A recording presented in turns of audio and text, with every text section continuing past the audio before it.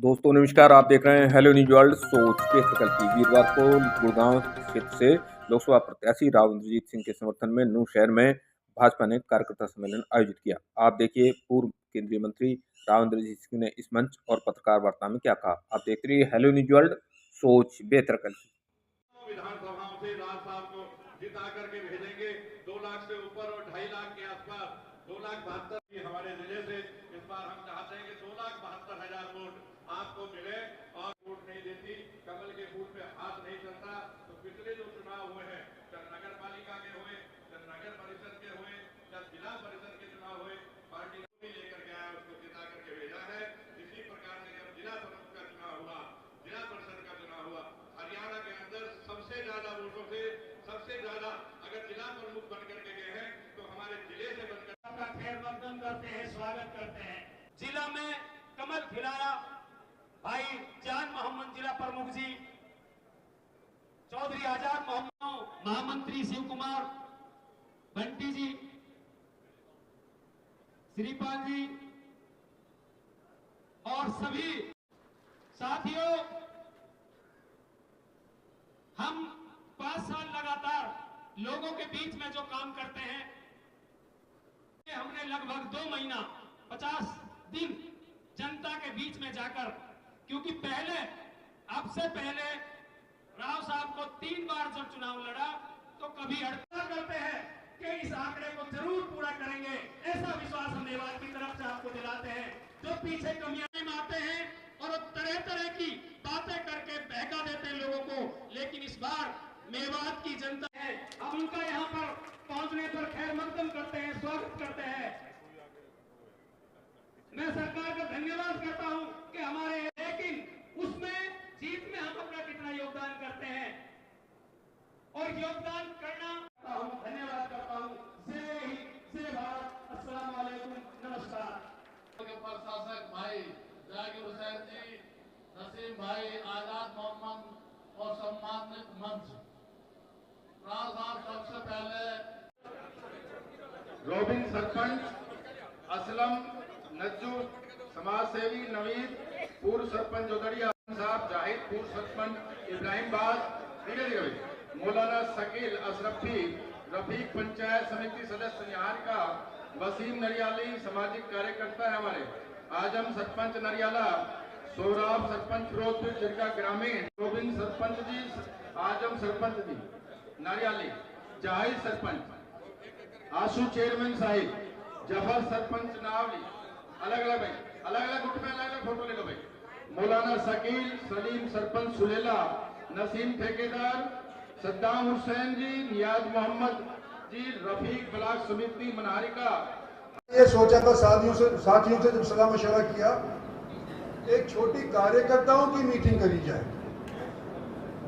और उसके बाद जब ईद होलेगी उसके बाद हम बड़े बड़े जलसे या वोट मांगने के लिए गांव के अंदर, मोहल्लों के अंदर निकलेंगे।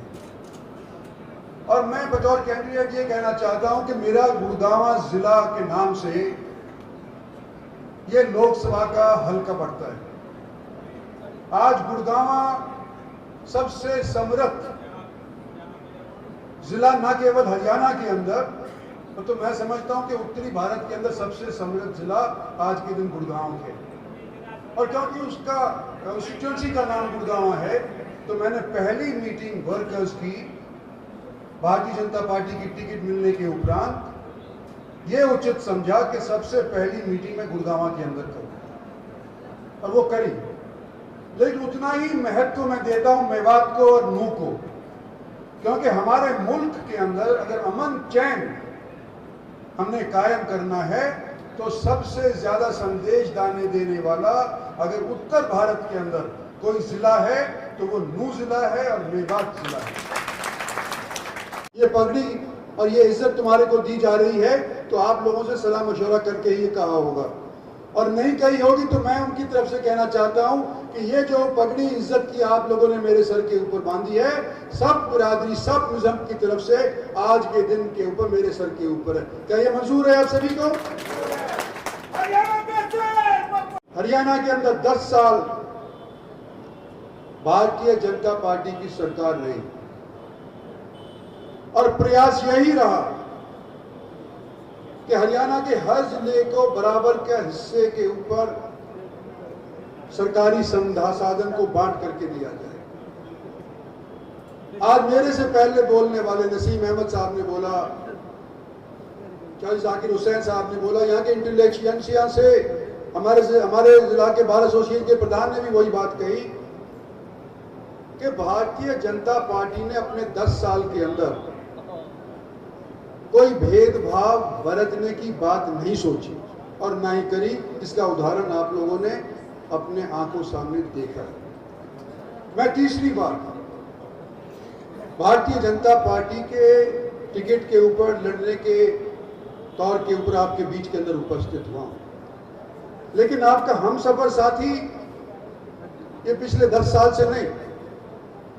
मैंने भी भारतीय जनता पार्टी 2013 के अंदर ज्वाइन करी थी, जो उस टाइम के अंदर हमारे प्रधानमंत्री नरेंद्र भाई को डिक्लेयर भी नहीं किया गया था। लेकिन मैंने ये महसूस किया है आज के दिन कि हमारे को मेवात के माध्यम से न केवल हरियाणा को बल्कि देश को ये दिखाना पड़ेगा कि आज के दिन भाईचारे के माध्यम से ही देश आगे बढ़ सकता है।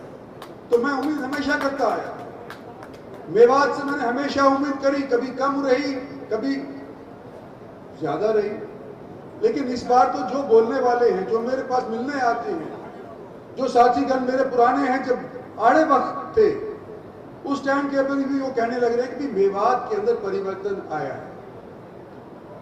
तो मैं तो इस बार पहली इलेक्शन आएंगे आप लोग कितने वोटों की एक मिनट थोड़ा सा एक तो पहले मैं ये कहना चाहता हूँ,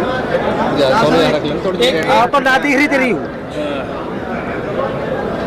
रमजान के दौरान मेरे को मुंह में आने का अवसर मिला। पार्टी के साथियों से, एक पुराने साथियों से जब हमने बातचीत करी तो उन्होंने यही सलाह दी कि फिलहाल आप मेवात के अंदर एक कार्यकर्ताओं की मीटिंग करिएगा और ईद के बाद प्रचार के अंदर मेवात के अंदर निकलिएगा। तो उनकी सलाह मानते हुए मैंने फिलहाल आज 4 तारीख को मेवात के अंदर ये कार्यकर्ताओं की मीटिंग करी है और जो भी हमारी पार्टी के साथ जुड़े हुए साथीगण हैं, बड़े बड़े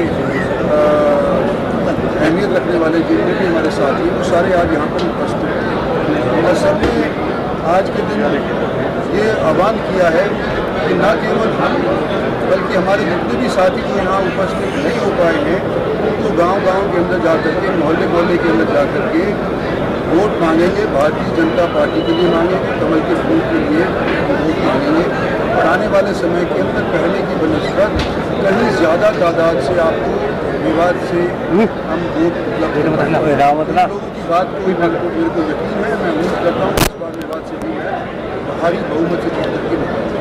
गौरक्षा दल, बजरंग दल और मुहू हिंसा हुई, आपको लगता है कि क्या उसका कोई नुकसान पार्टी को होगा? देखो,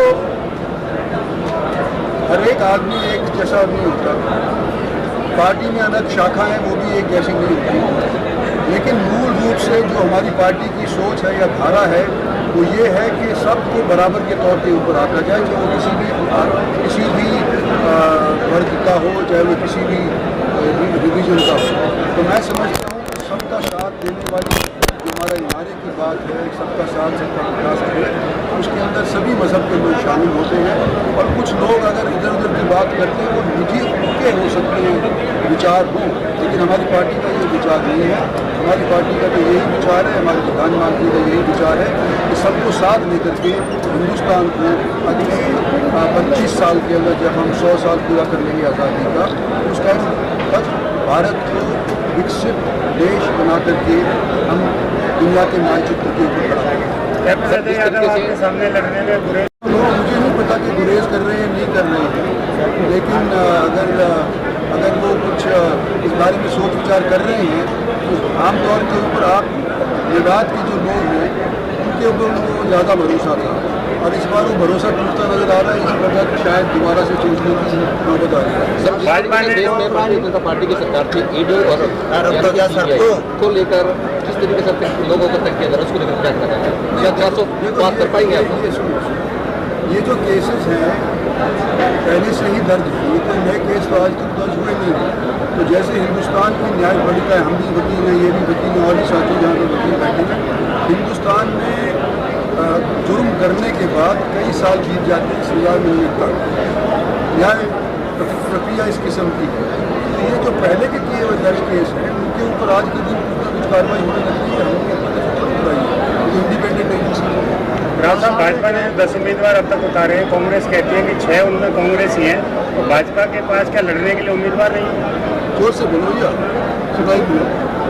कांग्रेस कहती है कि 10 लोकसभा के जो उम्मीदवार भाजपा ने उतारे हैं उनमें से 6 कांग्रेसी हैं, तो क्या भाजपा के पास लड़ने के लिए उम्मीदवार नहीं है? जैसे हम कांग्रेसी जाए भाजपा ही हो गए, मैं तो ये उम्मीद कर रहा हूँ कि मेवात के लोग भी भाजपा ही हो जाएंगे।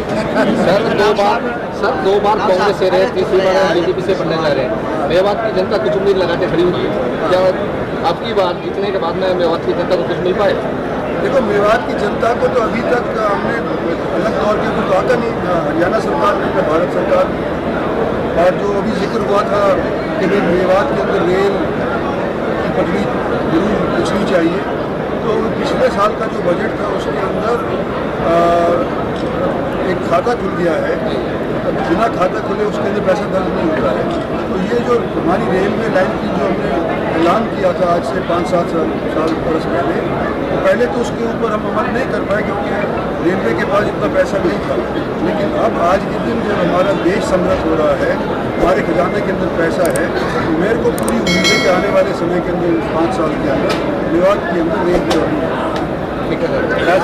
चीज़ तो हो नहीं सकती। कई चीज़ मिल करके जैसे मुट्ठी बंद होती है, तो आज के दिन मेवात की मुट्ठी बंद नजर आ रही है। उसके अंदर हमारे पुराने नेता जो दूसरी पार्टियों में थे वो शामिल हुए हैं, भारतीय जनता पार्टी में वो भी है, भारतीय जनता पार्टी की केंद्रीय नीतियाँ वो भी है, हरियाणा सरकार की नीतियाँ रही हैं, सबको बराबर की आदमी की नीति सही है।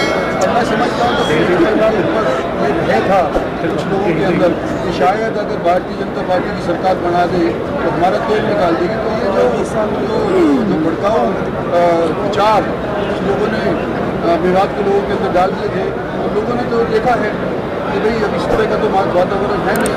तो मैं समझता हूँ अपने आप लोग समझ करके भारतीय जनता पार्टी के अंदर जुड़ने लगे हैं, और पूरे तौर के ऊपर भारतीय जनता पार्टी और केंद्रीय नेतृत्व को भी ये उम्मीद है कि इस बार भारतीय जनता पार्टी